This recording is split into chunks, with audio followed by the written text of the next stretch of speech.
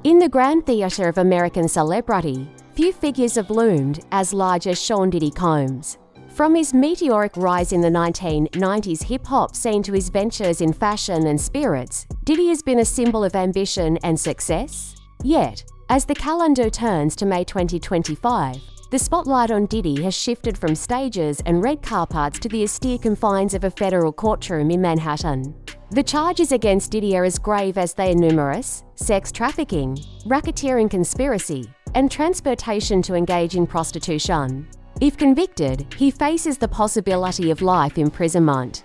The allegations paint a portrait of a man who, behind the veneer of glamour and success, allegedly orchestrated a web of control and abuse spanning decades. Central to the prosecution's case is Cassandra "Cassie" Ventura, Diddy's former partner. In emotional testimony, Cassie recounted years of alleged abuse, including physical assaults and coerced participation in drug-fueled sexual encounters, colloquially referred to as freak-offs.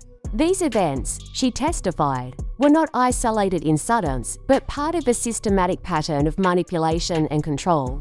Supporting Cassie's claims, her mother, Regina Ventura, took the stand, revealing that she paid $20,000 to prevent the release of an explicit video allegedly used to blackmail Cassie.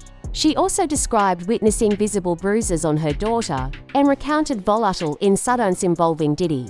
The courtroom has also heard from Shorey Hayes, an escort known as the Punisher, who testified about multiple sexual encounters with Cassie orchestrated by Diddy. According to Hayes, Diddy would watch these encounters while wearing disguises and giving instructions.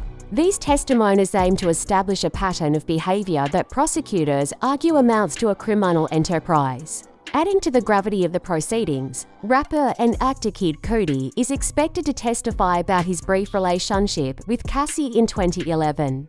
Cassie has previously testified that Diddy was enraged upon learning about her relationship with Cudi, allegedly orchestrating the firebombing of Cudi's convertible.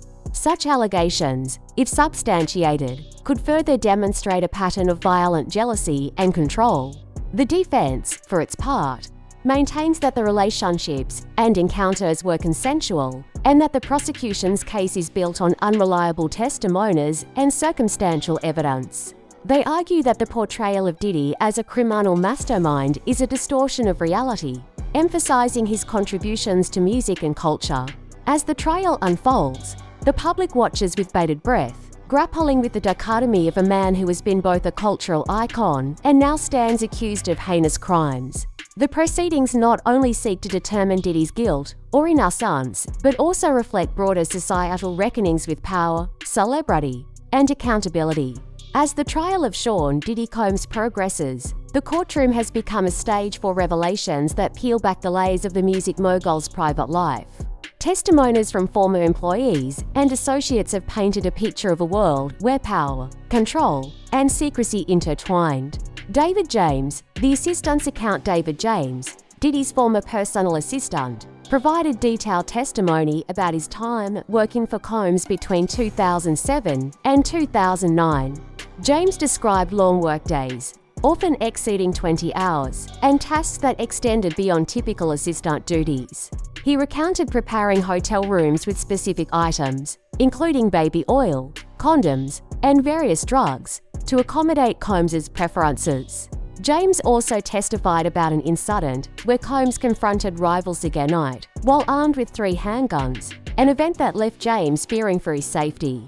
In a particularly striking moment, James recalled an instance where Combs confronted him about using ecstasy at a party. Combs allegedly showed James footage of him dancing and admitted to keeping the video as potential leverage. James referred to the experience as Diddy bopping, a term he used to describe the euphoric state induced by the drugs. Shorey Hayes, the dancer's perspective Shorey Hayes, an exotic dancer known as the Punisher, testified about his experiences being hired by Combs and Cassie Ventura for orchestrated sexual encounters. Hayes described participating in multiple sessions, during which Combs would observe while wearing a face covering that concealed his identity. Hayes recounted that Combs directed the scenes, specifying positions and actions, and that these encounters were meticulously planned.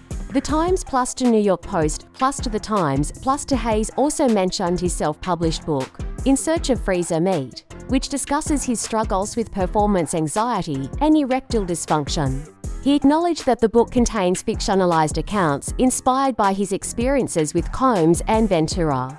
George Kaplan, the executive assistant's testimony. George Kaplan, another former assistant, testified about his responsibilities, which included preparing hotel rooms under aliases and cleaning up after Combs' stays.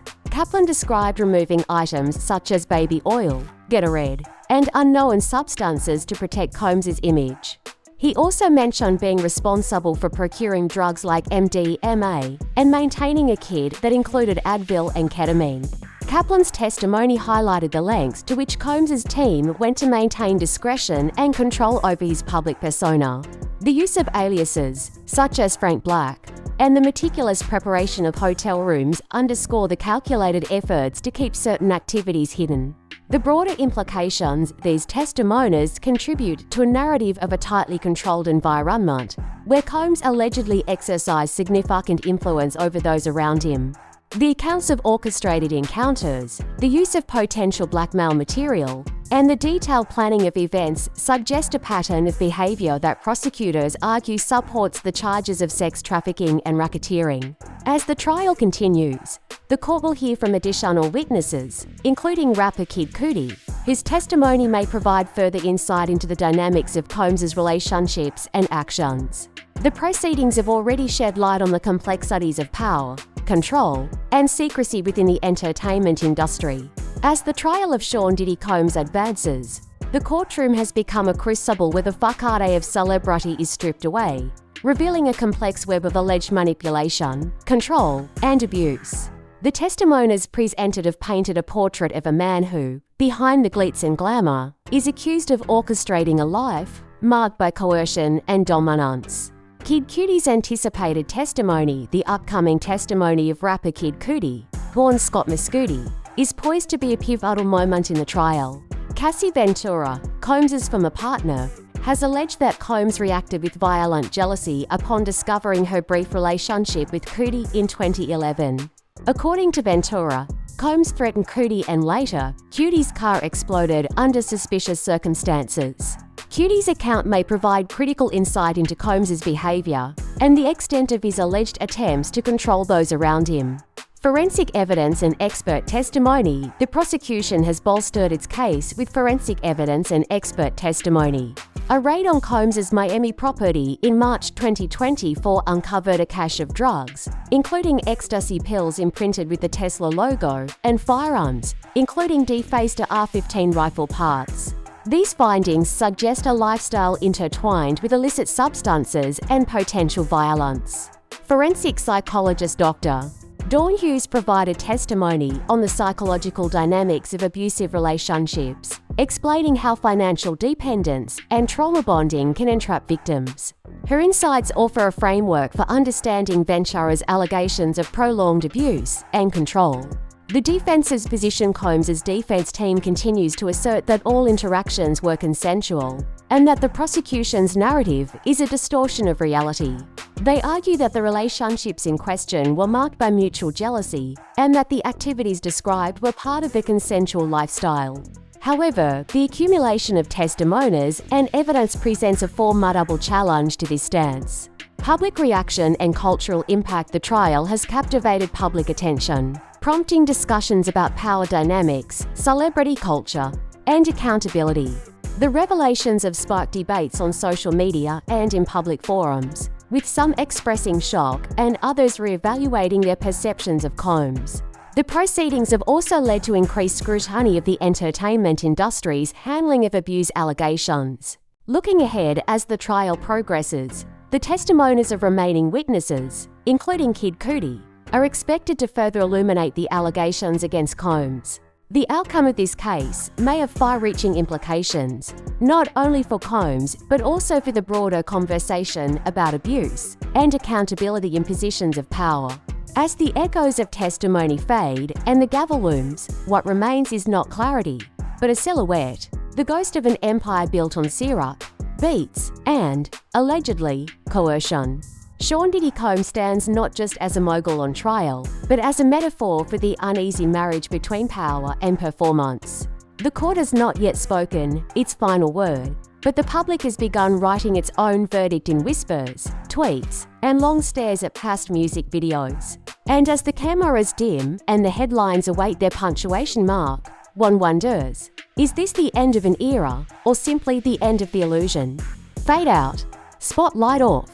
But in America, fame never really dies. It just goes underground, like evidence.